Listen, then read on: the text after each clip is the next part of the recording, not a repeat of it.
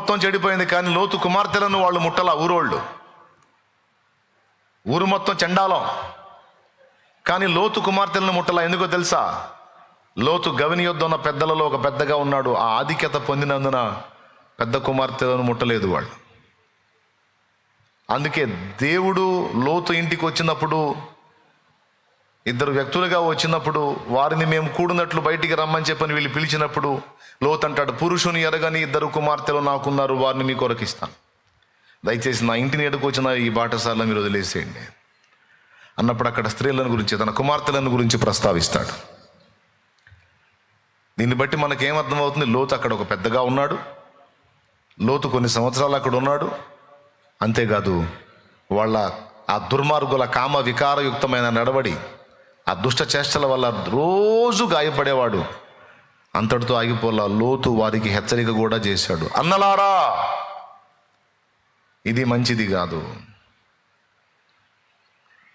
ఏమన్నారు వాళ్ళు? వీడెవడో మన మధ్య బ్రతకడానికి వచ్చి మనకు తీర్పరిగా మారాడు. తీర్పు తీరుస్తున్నావా మాకు? న్యాయ విచక్షణ చెప్తున్నావా మాకు తెలుసులే, నువ్వు నోరు మూసి నువ్వు ముందు తలుపులు తీరా, మాకేం చెప్తున్నావు నీతులు అంటే. సొదొమ గొమొర్రాల వినాశనానికి ముందు సైతం దేవుడు హెచ్చరిక పంపడానికి ఒక పాత్రను ఎంచుకున్నాడు. ఆ పాత్రే లోతు.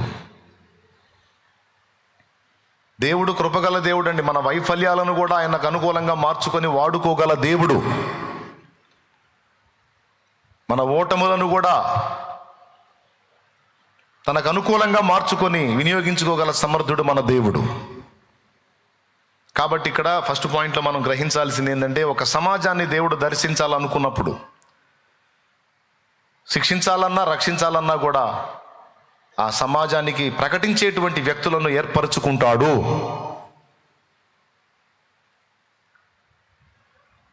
ఏర్పరచుకొని వారి ద్వారా తన వాక్కును సమాజానికి పంపిస్తాడు. ఇది దేవుని పద్ధతి ఆది నుండి. దేవునికి స్తోత్రం కలుగును గాక. హనోకు దినములలో కూడా అంతే జరిగింది. హనోకును అలాగునే ఏర్పరచుకున్నాడు దేవుడు. కాబట్టి ప్రకటించుటకు కొంతమందిని ఏర్పరచుకుంటాడు. ప్రకటించే వాళ్ళు ఉండాలి. ఇక వాళ్ళ పని దేవుని యొద్ద నుండి సందేశం పొందటం, ప్రజలకు ఇవ్వటం. ఏమైనా అర్థమైందా? ప్రకటించటం వాళ్ళ పని.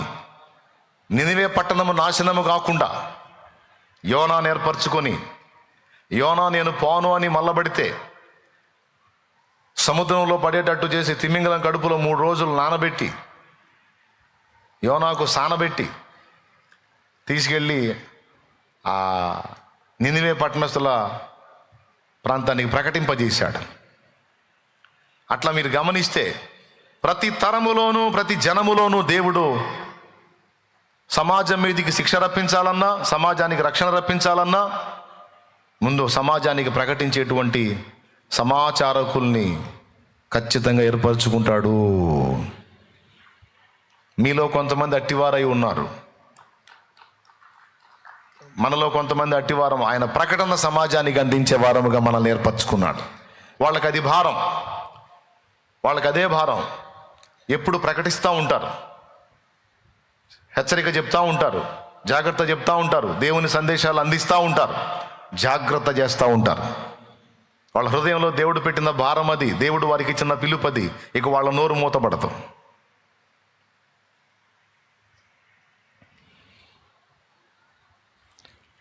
ఇది ఒక వర్గం.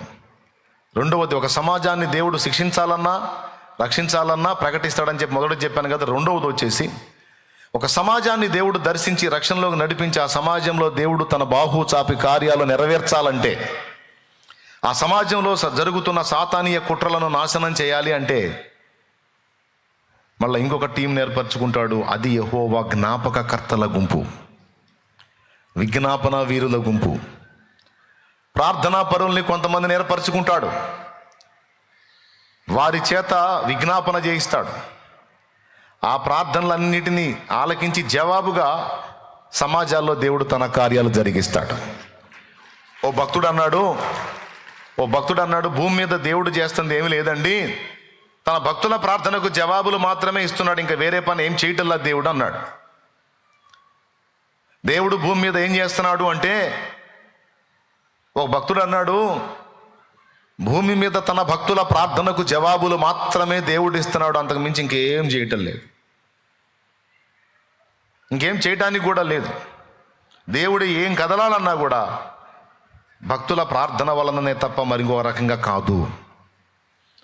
భూమి మీద ఉన్న భక్తులు, దేవుని సంబంధులు హృదయపూర్వకంగా దేవునికి మొరపెట్టి అనేక అంశముల కోసం వారు అడిగితే తప్ప దేవుడు తనంతట తానుగా స్పందించడానికి లేదు అని చెప్పాడు. వినటానికి మనకి విడ్డూరంగా ఉన్న వాక్య సత్యం కూడా అదే చెప్తుంది. భూమి మీదనో మీరు ఏం బంధిస్తారో నేను దాన్ని బంధిస్తాను అక్కడ పరలోకమందును. భూమి మీద మీరు దేన్ని విప్పుతారో పరలోకమందు అది విప్పబడును అన్నాడు. ఒకవేళ భూమి మీద బంధించకపోతే అసలు ప్రభుత్వం భూమిదా పరలోకాందా? ప్రభుత్వం భూమిదా పరలోకాందా? సుప్రీం ఉంది ఎక్కడండి? సర్వాధికారి ఉంది ఎక్కడ? మరి అక్కడి నుంచి కదా గవర్నమెంట్ పాస్ అవ్వాల్సింది, ఆర్డర్ అక్కడి నుంచి కదా రావాల్సింది. కానీ ఇక్కడ రివర్స్, భూమి మీద నుంచి ఆర్డర్ జారీ అవుతుంది, అక్కడ ఆమోదించబడిద్దట. నేను చెప్పానా? మత్తయి సువార్త 18:18 చెప్పిందా? బైబిల్ ఉంటే తీ చూడు.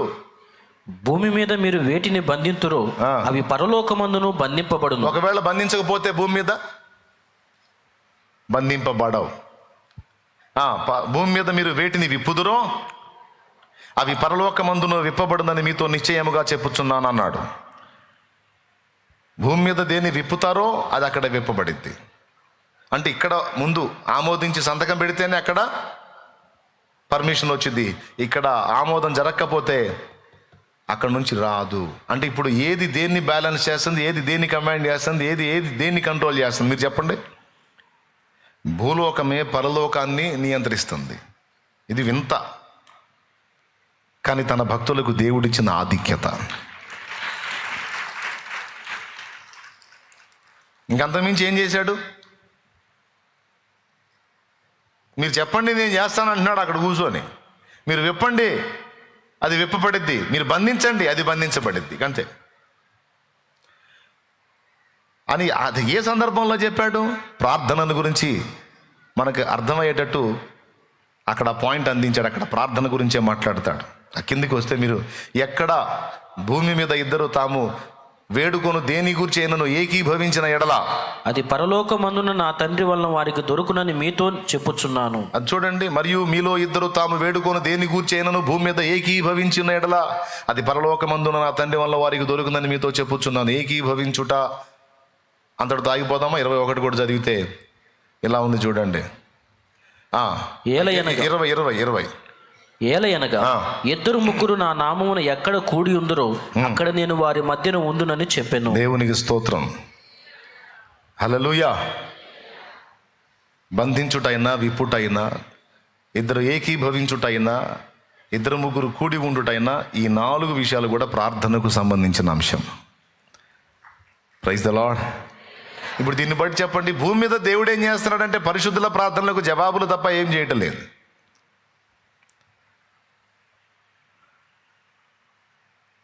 మరి భూమి మీద కొన్ని విలయాలు జరుగుతున్నాయి కదా, దానికి కారణం ఏంటి? పరిశుద్ధుల ప్రార్థనలేనా? అంటే ప్రభువా సమాజాన్ని దర్శించు, ప్రజల్ని రక్షించు, నీ ఉన్నావన్న గ్రహింపు వారికి కలిగించు, నిన్ను గూర్చిన స్పృహ వారికి అందేటట్టు చేయని భక్తుడు ప్రార్థించినప్పుడు మరి దేవుడు అలా స్పందించకపోతే వీడికి అక్కదగా మనిషికి. ఒరే నేను ఒకడు ఉన్నాను, ఓవర్ యాక్షన్ చేయవాకండి అని దేవుడు సంకేతాలు ఇవ్వాలి. నువ్వు ఉన్నావని వాళ్ళకి అర్థమై భయపడి వాళ్ళ బ్రతుకులు మార్చుకున్నట్లు దయచేసి కదులు ప్రభువా అని భక్తుడు ప్రార్థన చేస్తే దేవుడు కొన్ని కార్యాలను భూమి మీద జరిగించి తన ఉనికిని చూపిస్తాడు. తద్వారా మనుషులు గుండెల్లో భయం కలిగి దేవుని వైపు మళ్ళుతారు. పరోక్షంగా ఇది కూడా ప్రార్థనకు జవాబే. ఏమైనా అర్థమవుతుందని నేను చెప్పింది? ఎంతమందికి అర్థమవుతుంది? కాబట్టి ఏది జరగాలన్నా దేవుడు తన పరిశుద్ధుల ప్రార్థనకు మించి అడుగు వెయ్యడు. అందుకే అనేక చోట్ల పరిశుద్ధ గ్రంథంలో ప్రార్థన చేయండి, ప్రార్థన చేయండి, ప్రార్థన చేయండి, ప్రార్థన చేయండి అని పిలుపునిచ్చాడు. కాబట్టి దేవుడు ఏర్పరచుకున్న వాళ్ళలో కొంతమంది ప్రకటించే వాళ్ళైతే కొంతమంది ప్రార్థించేవాళ్ళు, ప్రకటించేవాడు ఉండాలి, ప్రార్థించేవాడు కూడా ఉండాలి. ప్రకటించడానికి లోతును పంపించాడు సొదొమ గొమొర్రాలకి. ఆ లోతు అందులో నాశనం కాకుండా, వాళ్ళ ఎఫెక్ట్ లోతు మీద పడకుండా, లోతు భద్రంగా ఉండడానికి అబ్రహాం చేత విజ్ఞాపన చేయించాడు లోతు కోసం.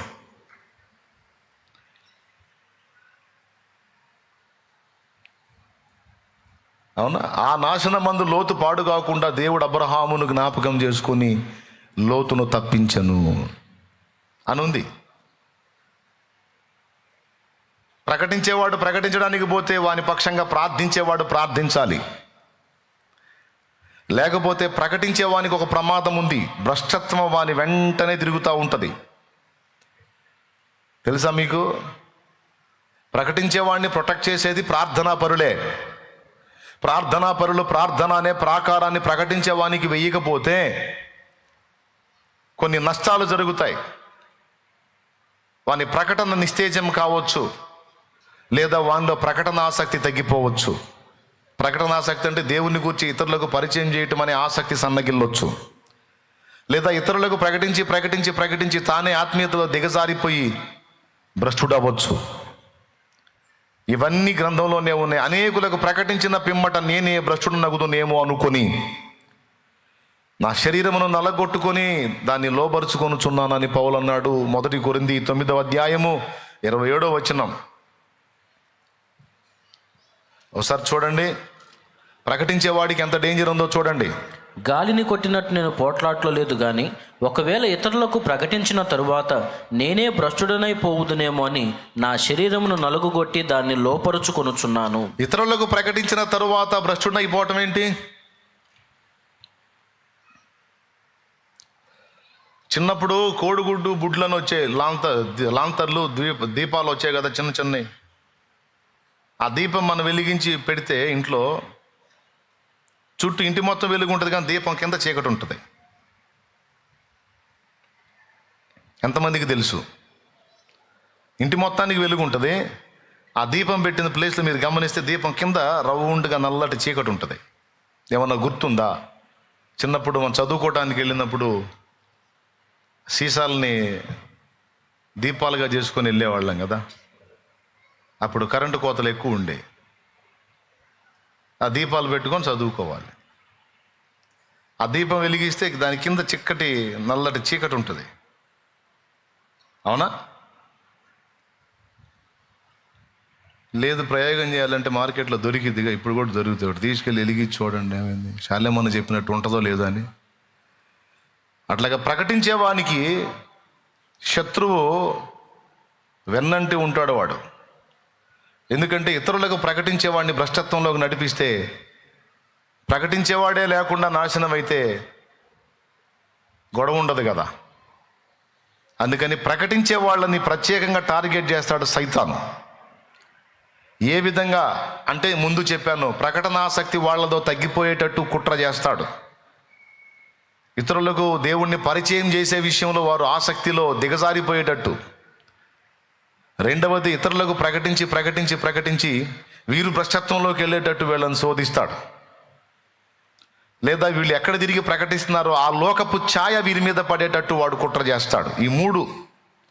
నంబర్ 1, ప్రకటనాసక్తి సన్నగిల్లిపోవటం, లేదా ప్రకటించి ప్రకటించి లోకము యొక్క నీడ వారి మీద పడి భ్రష్టత్వంలోకి వెళ్ళిపోవటం. 3వది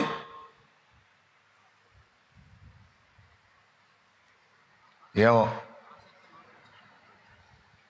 ఫస్ట్ది ఆసక్తి లోపించటం,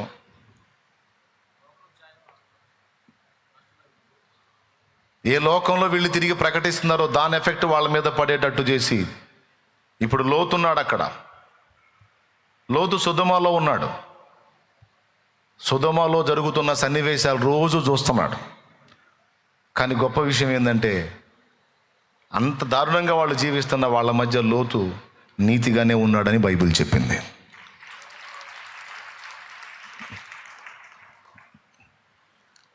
కానీ ఆ ఎఫెక్ట్ కుమార్తెల మీద పడింది. కుమార్తెలు చేశారు తప్పు, అందులో లోతు నిమిత్తం ఏమీ లేదు అని చెప్తుంది వాక్యం. ఎందుకు? లోతు కోసం అబ్రహాం విజ్ఞాపన ఉంది.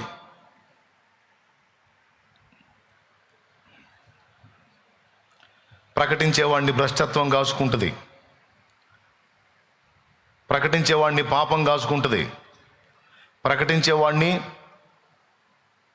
నిర్లక్ష్యత, సోమరితనం, ఏమంటారు దాన్ని, అనాసక్తి, ఇవన్నీ ఈ 3 రకాలే చెప్పింది, ఇంకా బోల్డ్ అని వెంటాడుతాయి. ఎందుకంటే దేవుని వాక్కును తీసుకొని ప్రజల్లోకి వెళ్ళి ఆ వాక్కుని ప్రజలకు పరిచయం చేసేది ఈ ప్రకటన చేసేటువంటి వ్యక్తి, ప్రకటించువాడు. నీకు తెలుసా, ప్రకటించువాడు లేనప్పుడు వినేవాడు ఎవడు ఉంటాడు? వినటం అనేది లేనప్పుడు విశ్వాసం ఎక్కడా? వినుట వలన విశ్వాసము కలుగును, వినుట క్రీస్తును గూర్చిన వార్త వలన కలుగును. ప్రకటించేవాడు లేనప్పుడు వినేవాడెవడు? ప్రకటించేవాడు లేనప్పుడు వినటం ఉండదు, వినటం అనేది లేనప్పుడు విశ్వాసం అనేది ఉండదు, విశ్వాసం అనేది లేనప్పుడు రక్షణ లేదు. రక్షణ కావాలంటే విశ్వాసం కావాలి, విశ్వాసం కావాలంటే ముందు వినాలి, వినాలంటే ముందు ప్రకటించేవాడు కావాలి. ఇప్పుడు ప్రకటన అనేది ఎంత కీలకమో చూడండి. అది సువార్త ప్రకటన అయినా, హెచ్చరిక ప్రకటన అయినా, దైవ సందేశమైనా, సంఘ సందేశమైన ఏదైనా సరే, దైవ వాక్కు ప్రకటించటం అనేది ఒక ముఖ్యమైన విషయం. ఈరోజు మనందరం రక్షణలోకి వచ్చామంటే మనకు ప్రకటించబడింది దేవుని వాక్యం. యేసే నిజదేవుడని ప్రకటించబడింది, మన కోసం ప్రాణం పెట్టి తిరిగి లేచాడని ప్రకటించబడింది, ఇంకా అనేక విషయాలు మనకు ప్రకటితమయ్యాయి. దాన్ని బట్టి మనం దేవుని పాదాల దగ్గరికి వచ్చాం. అదే ప్రకటించే వాళ్ళు త్యాగాలు చేసి వాళ్ళు ప్రకటన చేయకపోతే, మన దాకా సువార్త రాకపోతే, మనం దేవుని గురించి వినకపోతే మన రక్షణ ఎక్కడా, మన విశ్వాసం ఎక్కడా, నిరీక్షణ ఎక్కడా, నిత్య జీవం ఎక్కడా? ఇవన్నీ దేంతో ముడిపడి ఉన్నాయి? ఒక ముక్కలో చెప్పేసేయండి మీరు, ప్రకటించేవాడు. అందుకని సైతాన్ ఏం చేస్తాడు? ఎవరిని టార్గెట్ చేస్తాడు? అది నా గటి మీద చెయ్యిని వేసి వెనుకకు చూడక సాగడి వారిని, నా గటి మీద వేసి వెనుకకు చూడక సాగెడి వారిని, భారము కలిగి సువార్త గింజలు, భారము కలిగి సువార్త గింజలు, దున్నిన ఎదలు చల్లెడి వారిని, దున్నిన ఎదలు చల్లెడి వారిని, పంపుము దేవా పనివారలను, పంటను కోయుటకు నేడు, పంటను కోయుటకు. Praise the lord.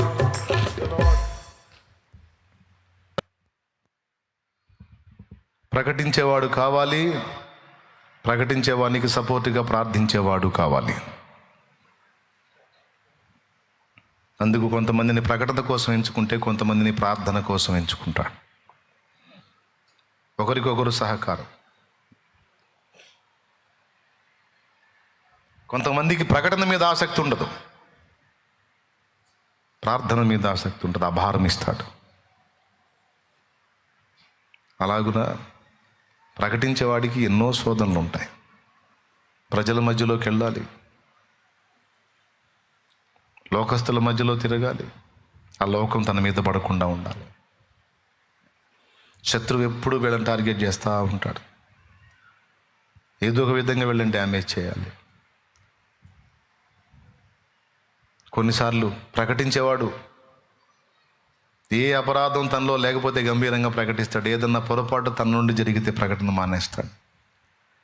నేను ప్రకటిస్తున్నాను కానీ నేను కరెక్ట్గా ఉన్నానా? నేను బోధిస్తున్నాను కానీ నేను క్రమంగా ఉన్నానా? నేనే క్రమంగా లేకుండా నేను బోధించడం ఏమిటి? నేను అందుకు తగను అని కొంతమంది ఇతరులకు క్రీస్తును ప్రకటించడమే మానేసిన వాళ్ళు ఉన్నారు.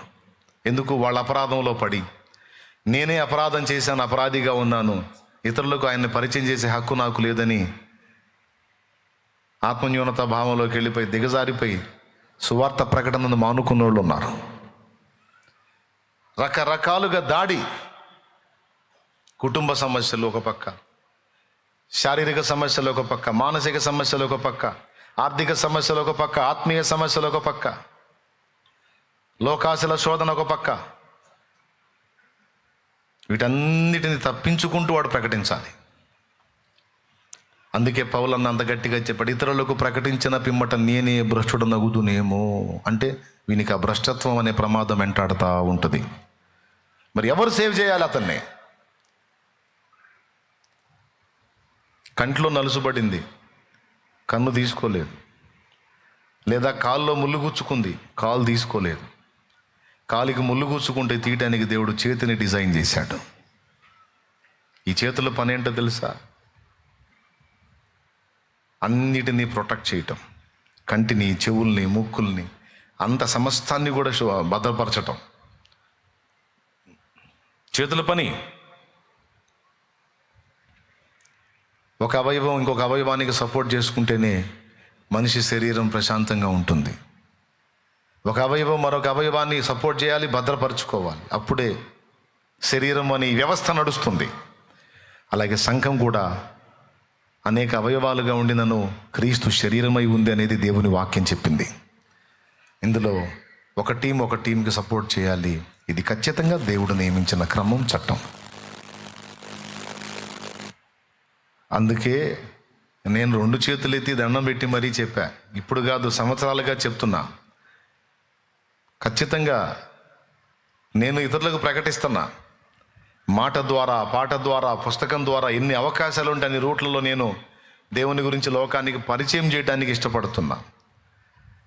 ఇప్పుడు నన్ను ఒక్కడిని కొట్టాడు అనుకోడు, చాలా వరకు బ్రేక్ అయింది. నేను ఆత్మీయతలో దిగజారిపోయినా బ్రేక్ అయింది, ఆత్మన్యూనతాభావంలో పడినా బ్రేక్ అయింది, శరీర బలహీనతల్లో చిక్కినా బ్రేక్ అయింది. శరీర బలహీనతలు అంటే అనారోగ్య సమస్యల్లో పడిపోయినా జరగవలసిన పని కుంటుపడిద్ది. కానీ వాడికి ఎన్నో దారులు ఉన్నాయి. ఏదో ఒక విధంగా మనసుని కకావికలం చేసి దిగజార్చడానికి, నా నుండి జరిగే పనిని అడ్డుకోవడానికి శత్రువుకి అనేక దారులు ఉన్నాయి. ఆ దారులన్నీ మూసేసేదే ప్రార్థన.